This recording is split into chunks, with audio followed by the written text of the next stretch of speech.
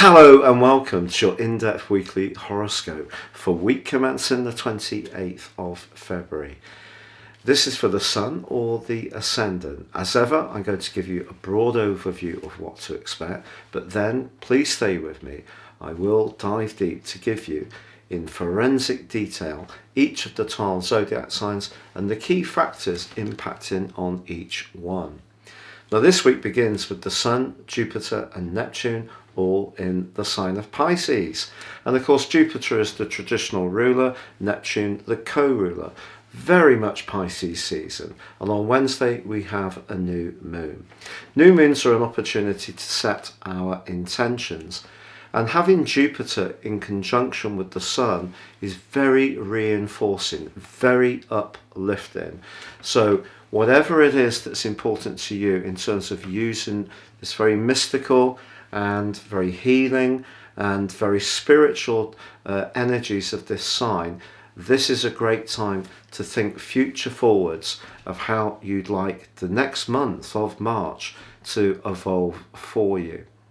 Now also this week we do have Uranus forging an electric but also supportive angle to the Sun and Jupiter. So being open-minded but using the benefit of our instincts and our intuition is going to be important, even around our resources, which is where Uranus and the North Node are impacting. Now on Wednesday, Mercury forges an exact conjunction with Saturn. Mercury is exalted in the sign of Aquarius, Saturn is the co-ruler. And this combination can see us think a little bit down about some issues, to be a bit more pessimistic. But I think in the sign of Aquarius, what it's asking us to do, Aquarius energy is very much about the higher principles. It's about our highest hopes, our aspirations. So here I think these two are just saying, let's be realistic in the way that we set those intentions through the sign of Pisces, and we need to do so in a way which can practically work. And I think the logic and the detachment of Aquarius with Mercury and Saturn is brilliant for really picking over the details and being more analytical. But Thursday also sees an incredibly important conjunction, and it's between Venus, Mars and Pluto. Now these two, Venus and Mars, have been in the sign of Capricorn for some while, as you know, but coming into this exact conjunction with Pluto, you bring a power dynamic into the desire of Mars and the attractiveness of Venus. So it can be an opportunity to use our energies wisely to gain some kind of goal. But if we use the charm of Venus, the veneer of sincerity, but the ruthless combination of Mars and Pluto to get something we want at the cost to someone else, then that's not a very desirable route to go. If we really want to access that Piscean energy of doing what's really for the best, in a more spiritual dimension.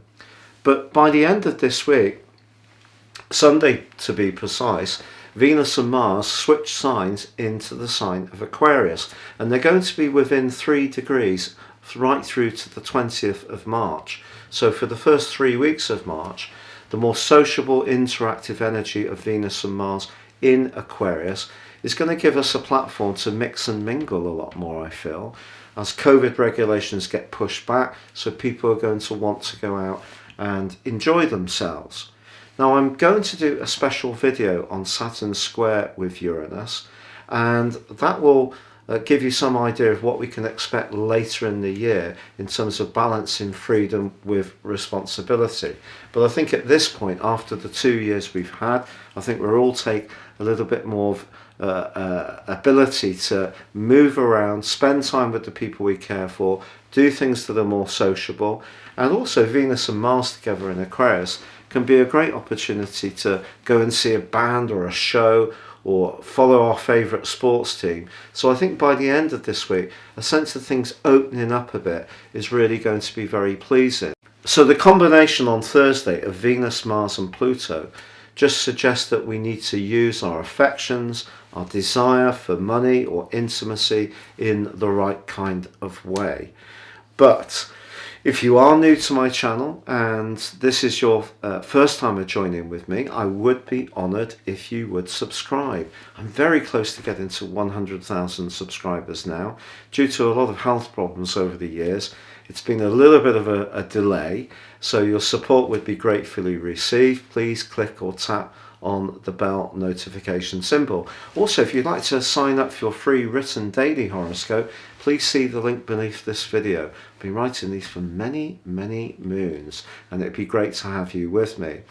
And if you don't really know beyond what your zodiac sign is, or even your ascendant, and you'd like to learn more, you can order my special package and get your character analysis with all your natal positions based on your birth data and a 12-month forecast, and get 30% off by seeing the link beneath this video. But please stay with me for your in-depth forecast for each zodiac sign. Hello Gemini, and welcome to your weekly horoscope for week commencing the 28th of February. This week sees your ruler Mercury in Aquarius in an exact conjunction with Saturn, the planet of structure, mid-week. This is an opportunity for you to really frame something that's very important to you in a very precise way. If you need to read through a document, seek the advice of a lawyer or an accountant, this would be a good moment to do it. But the ninth house for you, where Aquarius energy exists, is about expansion, and it may feel that some of your options are a little limited, but you're just being asked to make the ones you do have work for you as efficiently as possible. Now, of course, the new moon this week is conjunct Jupiter in your sector of goals and ambitions, and it really can be a tremendous chance for you to set the stage for progress over the next 4 weeks. It's a good opportunity to think big. This Mercury-Saturn energy just suggests that within the big picture, the precision of how you go through the processes is really calibrated in a very organized way. Nothing wrong with that at all.